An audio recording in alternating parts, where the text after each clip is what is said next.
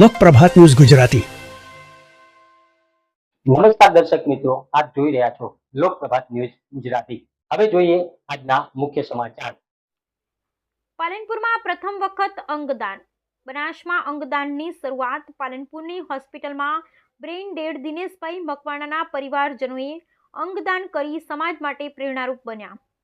બીજાને નવજીવન આપવા brain dead દિનેશભાઈના શિક્ષક પુત્ર શ્રી અંકુરભાઈ મકવાણા અને તેમના પરિવારજનોએ સામેથી અંગદાન કરવાની ઈચ્છા દર્શાવી। માણસના મૃત્યુ પછી અંગદાન કરવાની વાત આવે એટલે આપણે એમ માનીએ કે અંગદાન કરવું હોય તો અમદાવાદ જેવા મોટા શહેરોમાં જ જવું પડે, પરંતુ હવે એવું નથી। બનાસકાંઠા જિલ્લાના મુખ્ય મથક પાલનપુરમાં પ્રથમવાર અંગદાન થયું છે અને અંગદાનના સેવા કાર્યની બનાસથી પણ શરૂઆત કરાઈ છે।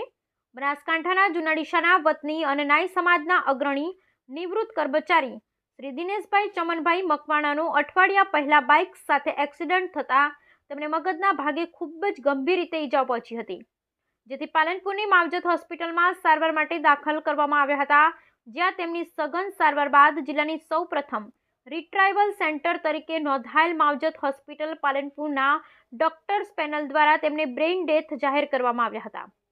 સ્વશ્રી દિનેશભાઈ મકવાણાના પરિવારમાં અંગદાન જાગૃતિના કારણે તેમના શિક્ષક પુત્ર શ્રી અંકુરભાઈ મકવાણા અને પરિવારજનોએ સામેથી અંગદાન કરવાની ઈચ્છા દર્શાવી હતી, જે સમાજ માટે ખૂબ જ પ્રેરણારૂપ બાબત છે। આજે તેમનું અંગદાન કરતી રાજ્યની state organ and tissue transplant ઓર્ગેનાઇઝેશનની ટીમ દ્વારા તેમની 2 કિડની, લીવર અને 2 આંખ એમ કુલ 5 અંગો થકી સાચા અર્થમાં 5 લોકોને જ નહીં પણ 5 પરિવારોને નવજીવન આપી અમર બન્યા છે। સમાજ સેવાના પુણ્ય કાર્ય માટે અંગદાતા પરિવારે બનાસવાસીઓને બિરદાવી રહ્યા છે।